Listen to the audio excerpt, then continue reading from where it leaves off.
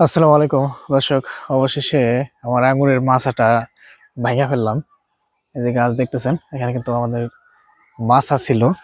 এখন শুধু গাছগুলা এরকম দাঁড়ায় আছে। অনেক বড় বড় গাছ, মানে একাই দাঁড়ায় থাকতে পারে, মাছা খুঁটি কোনো কিছু লাগে না। ক্যামেরাটা ঘুরে আমি সুন্দর করে দেখাইতেছি। আরো কয়েকটা জিনিস দেখাবো। এখানে কিছু আখের চারা আছে, সেটা নিয়ে আপনাদেরকে কিছু পরামর্শ দিব।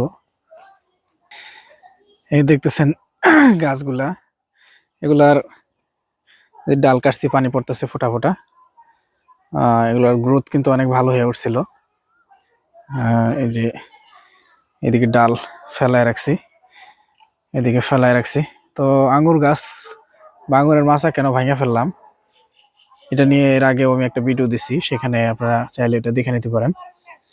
এখানে আমি মোট ৬-৭টা গাছ রাখছি, 7টা আর কি। আর বাকি সবগুলো কেটে ফেলছি। আমার 20-22টা আঙ্গুরের গাছ ছিল, 20টার মতো আর কি। তো তো এই 7টা গাছ যে রাখছি, যেগুলা হচ্ছে আপনার ফল দিছিল এবং ফল সুস্বাদু মিষ্টি, এরকম গাছগুলাই শুধু রাখছি। আর যেগুলো আপনার ফল দেয় নাই অথবা ফল খাইতে স্বাদ না, যেমন হচ্ছে ইসাবেলা, এই সমস্ত গাছ আমি কাইটা ফালাইয়া দিছি। হ্যাঁ, দেখেন এই যে গাছগুলা কি পরিমাণে মোটা হয়েছে। এগুলো হচ্ছে ইতালির বেয়ার রুটের চারা। এটা হচ্ছে ইতালির বেয়ার রুটের চারা। এটা কিন্তু অনেক মোটা। হ্যাঁ, অনেক মোটা মোটা সোটা। এই সামনে এটা হচ্ছে সুপারনোভা। এই গাছটার শেপ অনেক সুন্দর ছিল। এই যে দেখেন কত মোটা একটা ডাল কেটে ফেলছি। এগুলো কাটতে আসলে আমার কষ্ট লাগতেছিল, যে কাইটে ফেলছি। এখন এটা গোড়া সহ শিকড় সহ উঠায় নিয়ে ওই সাইড দিয়ে লাগাই দেবো। সাইডে গর্ত করা হয়েছে, এদিকে এই যে এদিকে গর্ত করা হয়েছে। মানে আমি চাইতেছি যে আঙ্গুর গাছগুলো একটু কমায় রাখার জন্য, কারণ যেহেতু বাড়িতে খুব বেশি থাকতে পারি না, এগুলোর পরিচর্যা করার সুযোগ হয় না।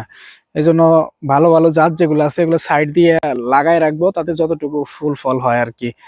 আর হচ্ছে আমাদের ওই ঘরের পিছনে ওইখানে কিছু গর্ত করা হয়েছে, ওইখানেও কয়েকটা লাগাই দিব।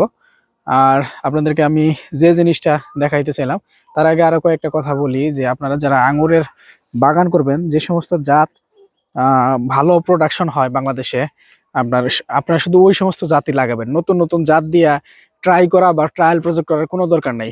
যেগুলা ভালো হইতেছে শুধু ওগুলো লাগাবেন, আলতু ফালতু জাত লাগানোর দরকার নাই। আর অবশ্যই ভালো মানুষের কাছ থেকে চারা নিবেন। মানে 2 মিনিট কথা বলতে পারে না, কথা বলার সুযোগ হয় না, এমন লোকের কাছ থেকে চারা নিবেন না। তারপর হচ্ছে কিছু মানে টাউট বাটপার আছে, এগুলোর কাছ থেকে চারা নিবেন না। আর বেয়ার রুট হইলেই নাচতে নাচতে নিয়ে নেবেন না, কারণ সব বেয়ার রুট কিন্তু ভালো না। সব বেয়ার রুটেই ফল হয় না, বেয়ার রুট হইলেই। যেগুলো বাংলাদেশে ভালো পারফরমেন্স করছে বিগত বছরে, আপনারা শুধু সেগুলো নেবেন। এখন দেখেন এখানে আমাদের কিছু আখের চারা আছে। হ্যাঁ, আখ, এগুলো আমরা তুইলা নিয়ে এই পাশে লাগাই দেব। এখান থেকে নিয়ে আপনার এই লেচু গাছের পুরো পাশে ওখানে একটা গর্ত দেখা যাইতেছে। তো আমি আখ নিয়ে যেটা আপনাদেরকে বলতে চাইতেছিলাম, এখানে দেখেন এটা হচ্ছে রং বিলাস। হ্যাঁ, এটা রং বিলাস, এটার অফিসিয়াল নাম হচ্ছে আপনার BSRI 42। হ্যাঁ, Bangladesh Bangladesh sugar, BSRI, Bangladesh sugar crop research ইনস্টিটিউটের উদ্ভাবিত একটা জাত হচ্ছে এই BSRI আপনার হচ্ছে 42 এটা। এবং এখানে আরেক জাতের আছে, এটা হচ্ছে আপনার ফিলিপাইন ব্ল্যাক। ফিলিপাইন ব্ল্যাক আমার ওই জমিতে অনেকগুলা গাছ ছিল, এখানে বলতে পারেন যে একটা বাগান ছিল। সেখানে আমি যে রিং পিট পদ্ধতিতে আমি বাংলাদেশে প্রথম এই BSRI 42 পচা দানা, তারপর হচ্ছে আপনার আহ, এই ব্ল্যাক, ফিলিপাইনি ব্ল্যাক, এগুলো চাষ করছিলাম। তো অনেকেই এখনো আমাকে ফোন দেন যে যে ভাই আখ চাষ করব, আপনার কাছে চারা আছে কিনা। আমাদের কাছে আসলে কোনো চারা নেই। আবার অনেকে পরামর্শ চান যে কোন জাত লাগালে ভালো হবে। তো কোন জাত লাগাইলে ভালো হবে এই বিষয়টাতে আপনাদেরকে আমি একটু বলতে চাই যে এই দুইটা জাতের মধ্যে দুইটা জাতই ভালো, অত্যন্ত ভালো। তবে কিছু পার্থক্য আছে। যেমন ধরেন যে এই BSRI 42 যেটা, এটা অল্প দিনে মিষ্টি হয় এবং এটা আগাম বিক্রি করা যায়। হ্যাঁ, বর্ষার সময় মিষ্টি হয়, এটা 8 মাসেই মিষ্টি হয়ে যায়। আর ওই ফিলিপাইন ব্ল্যাক যেটা দেখতেছেন, ওটা হচ্ছে মিষ্টি হইতে আপনার ড্রাই সিজন আসতে হয়। মোটামুটি অক্টোবরের 15 তারিখের আগে ওটা মিষ্টি হবে না, শীতের দিনে মিষ্টি হয়। দুইটা আখি মোটামুটি নরম, তুলনামূলকভাবে ফিলিপাইনি ব্ল্যাক যেটা, এটা বেশি নরম। এটা দিয়ে গুড় করা যায়। অনেক লম্বা হয়, 12-14 ফিট করে।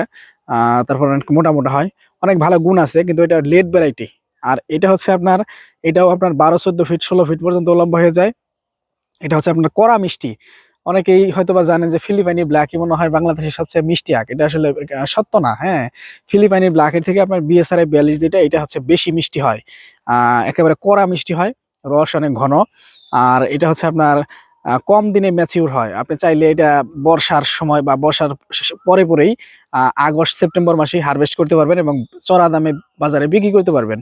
আর হচ্ছে ব্যাপারীরা আপনার ওই ফিলিপাইনি ব্ল্যাক বা কালো রঙের আখগুলা চিনে না সাধারণত, এগুলো তারা কিনতে চায় না। কিন্তু এইগুলা আখ তারা চিনে, এগুলা কিনতে চায়। আবার এটা হচ্ছে আপনার ওই রস ভাঙানোর যে মেশিন আছে সেগুলাতে আপনার হচ্ছে ভাঙানো যায়, যার ফলে রস আলাদের কাছেও একটা চাহিদা আছে। আবার ফিলিপাইনি ব্ল্যাকটা রস এর মেশিনে ভাঙানো যায় না, ওটা অনেক নরম হওয়ার কারণে ভাঙা গুঁড়া গুঁড়া হয়ে যায়। আবার এই আখ খাইতে নিলে আপনার হয়তো একটু কষ্ট হওয়া, তুলনামূলকভাবে সামান্য একটু বেশি পরিশ্রম হওয়া বা মুখের মধ্যে একটু খোঁচা টোচা লাগা, এই ধরনের সমস্যায় পড়তে পারেন। কিন্তু ফিলিপাইনি ব্ল্যাকটা একটু বেশি সফট হয়, ওটা খাইতে আরাম। তবে আপনার এইটাও খাইতে কোনো অসুবিধা নেই, খাইতে পারবেন। তবে এটা তুলনামূলকভাবে একটু শক্ত হয়, কিন্তু অসুবিধা নেই, এটা অনেক ভালো জাত। তো আমার পরামর্শ থাকবে যারা হচ্ছে বাণিজ্যিকভাবে ফিলিপাইন মানে বাণিজ্যিকভাবে যারা আখ চাষ করবেন মুখে খাওয়ার জন্য, তারা বিএসআরআই 42 যেটা, এটা লাগাইতে পারেন। সেক্ষেত্রে আগাম বাজার ধরতে পারবেন। আবার এই বিএসআরআই 42 এটা বেশি দিন জমিতে রাখলে ভিতরে একটু ফাঁপা ফাঁপা হয়ে যায়, টক টক লাগে। হ্যাঁ, যদি 12 মাসের বেশি সময় রাখেন, এতদিন রাখার প্রয়োজন পড়ে না, বিক্রি করে দেওয়া যায়। কিন্তু আবার ওই যে ফিলিপাইনি ব্ল্যাক যেটা আছে, এটা আপনার জমিতে 12 মাস 14 মাস 16 মাস যে কয়দিন রাখেন, এগুলোর মধ্যে কিন্তু আপনার এই টক ভাব হয় না এবং ফাঁপা হয় না। এটার অনেক ভালো গুণ আছে। তবে এটা লেট ভ্যারাইটি, লেটে হারভেস্ট করতে হয়। তো সন্ধ্যা হয়ে যাইতেছে, মাগরিবের আজান দিয়ে দিছে। এখানে আমি এই মাছাটা আজকে ক্লিন করলাম। এখানে মালচিং পেপার বিছাইতে হবে। এদিকে আরো কিছু আমরা ফসল টসল লাগাবো, সুইট কর্ন লাগাবো, তারপর হচ্ছে মূলা, তারপর হচ্ছে আপনার এই যেদিকে আমরা তরমুজ, শাম্মাম এসব লাগাবো। আরো হচ্ছে আপনার ডাটা লাগাবো, তারপর বিটরুট লাগাবো, আরো অনেক কিছু লাগাবো। আপনার পর্যায়ক্রমে দেখতে পারবেন আপডেটগুলা। এগুলা হচ্ছে আপনার কিছু থাকবে ট্রায়াল, কিছু থাকবে নিজেদের খাওয়ার জন্য। তো আজকের মতো এই পর্যন্তই। ভালো থাকেন সবাই, ভালো থাকবেন সবাই। আর আমাদের চ্যানেলটা সাবস্ক্রাইব করবেন। আল্লাহ হাফেজ, আসসালামু আলাইকুম।